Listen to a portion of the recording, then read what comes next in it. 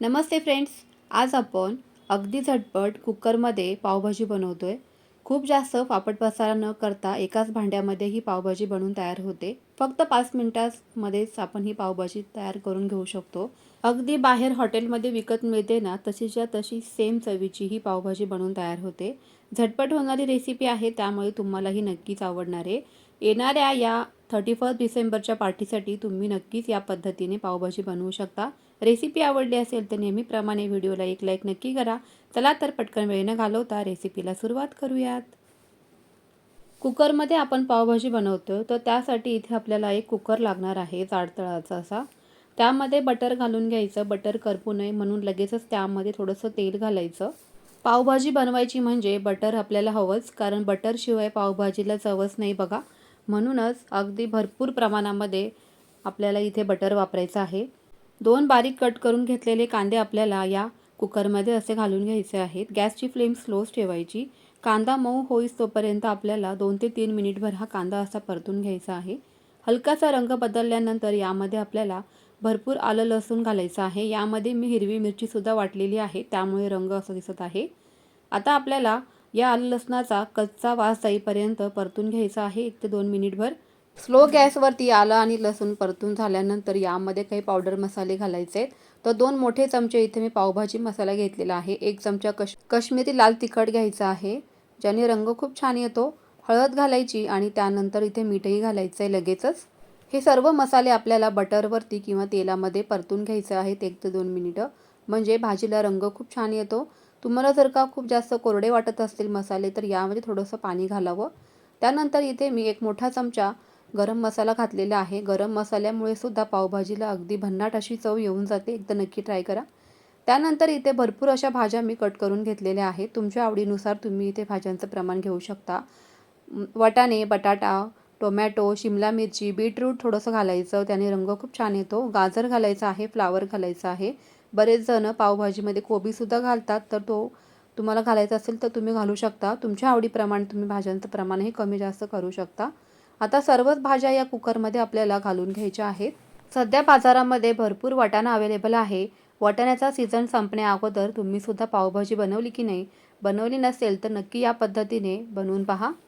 बनवायला खूप सोपी आहे. खूप जास्त भांडे न खराब करता अगदी एकाच भांड्यामध्ये ही पावभाजी बनवून तयार होते. आता यामध्ये अर्धा ग्लास आपल्याला पाणी घालायचं आहे. सर्व भाज्या अगदी तळापासून व्यवस्थित मिक्स करून घ्यायच्या, कारण खाली तळाशी मसाला जाऊन बसलेला आहे, तर तो आपल्याला सर्व भाज्यांमध्ये मिक्स करून घ्यायचा आहे. अशा पद्धतीने इथे सर्वच मसाला भाज्यांमध्ये मिक्स करून घेतल्यानंतर भाजीलाही बऱ्यापैकी पाणी सुटलेलं आहे. त्यानंतर इथे कुकरचं झाकण लावून घ्यायचं आणि बारीक गॅसवर आपल्याला 3 शिट्ट्या काढून घ्यायच्या आहेत. 3 शिट्ट्यांमध्येच तुम्ही इथे पाहू शकताय, परफेक्ट आपल्या इथे भाज्या शिजून तयार झालेल्या आहेत. मस्तच रंग तर पहा ना, भाज्यांना काय सुंदर असा दिसत आहे. 3 शिट्ट्यांमध्ये अगदी परफेक्ट या सगळ्याच भाज्या इथे शिजून तयार झालेल्या आहेत. स्मॅशरच्या मदतीने आता आपल्याला ह्या सर्व भाज्या स्मॅश करून घ्यायच्या. मिक्सरमध्ये जर का बारीक तुम्ही करायला गेलात ना, तर खूप जास्त बारीक पेस्ट होते आणि हवे तसं टेक्स्चर ह्या भाजीला येत नाही. त्यामुळे ना, शक्यतो अशा पद्धतीने स्मॅश करून घ्या भाज्या. तुम्ही पाहू शकता इथे स्मॅश केल्यानंतर काय मस्त टेक्स्चर आलेलं आहे भाजीला. आता यामध्ये पुन्हा इथे मी बटर घातलेलं आहे. मस्त बारीक कट केलेली हिरवीगार कोथिंबीर घालायची, जेणेकरून आपल्या पावभाजीला टेक्स्चर खूप छान येतं, चवही अप्रतिम येते. थोडंसं बीटरूट घातल्यामुळे सुद्धा भाजीला रंग पहा काय मस्त असा आलेला आहे. आर्टिफिशियल रंग इथे मी अजिबात वापरलेला नाही आहे, तरीसुद्धा काश्मीरी लाल तिखट आणि बीटरूटमुळे रंगसुद्धा काय मस्त आलेला आहे भाजीला. आता इथे आपल्याला पाव गरम करायचे आहेत. तर त्यासाठी ज्या पद्धतीने आपण हॉटेलमध्ये गेल्यानंतर आपल्याला प्लेटमध्ये पाव सर्व करतात, तर त्या पद्धतीने तिथे आपण पाव बनवून घेऊया. तर बटर घातलेलं आहे पॅनमध्ये. त्यानंतर आपल्याला थोडासा पावभाजी मसाला घालायचा, अगदी अर्धा ते पाव चमचा. कोथिंबीर घालायची आहे आणि त्यानंतर आपण जी काही कुकरमध्ये भाजी शिजवून घेतली होती, तर ती थोडीशी या पॅनमध्ये घालून घ्यायची आणि अगदी 1 ते 2 चमचे पाणी यामध्ये घालायचं, जेणेकरून भाजी करपणार नाही खाली तळाशी. आणि भाजी पुन्हा आपल्याला 2 ते 3 मिनिटभर अशी परतून घ्यायची आहे कमी गॅसवरती. फ्लेवर तुम्हाला काय सांगू ना, इतका जबरदस्त येतो ना. आणि पावभाजी म्हटली ना, की भरपूर प्रमाणामध्ये बटरचा वापर करा, त्याने खूप छान चव लागते. बटर वापरण्यामध्ये कोणत्याही प्रकारची कंजूसी करायची नाही. भरपूर बटर वापरल्यानेच पावभाजीची चव खुलून येते.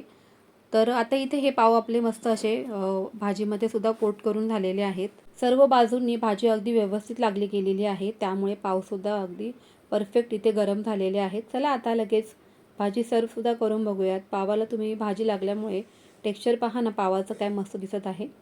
चला तर लगेचच इथे प्लेट तयार करायला घेऊयात. तर भाजीला रंग तुम्ही पाहताय काय सुंदर असाच आलेला आहे. अगदी पाहताक्षणी कोणालाही खाण्याची इच्छा होईल अशी अगदी मस्त आणि अफलातून चवीची आपली पावभाजी बनवून तयार झालेली आहे. तुम्ही जर का कुकरमध्ये कधी पावभाजी बनवली नसेल तर नक्की या पद्धतीने ट्राय करा आणि मला कमेंट सेक्शनमध्ये कळवायला विसरू नका. चला तर मग फ्रेंड्स, वाटाणा संपायच्या आधी नक्की तुम्हीसुद्धा पावभाजी या पद्धतीने बनवून पहा. रेसिपी आवडली असेल तर लाईक अँड शेअर. पुन्हा भेटूयास अशाच छानशा एका नवीन रेसिपीसोबत. तोपर्यंत always keep smiling and keep cooking. Bye bye friends.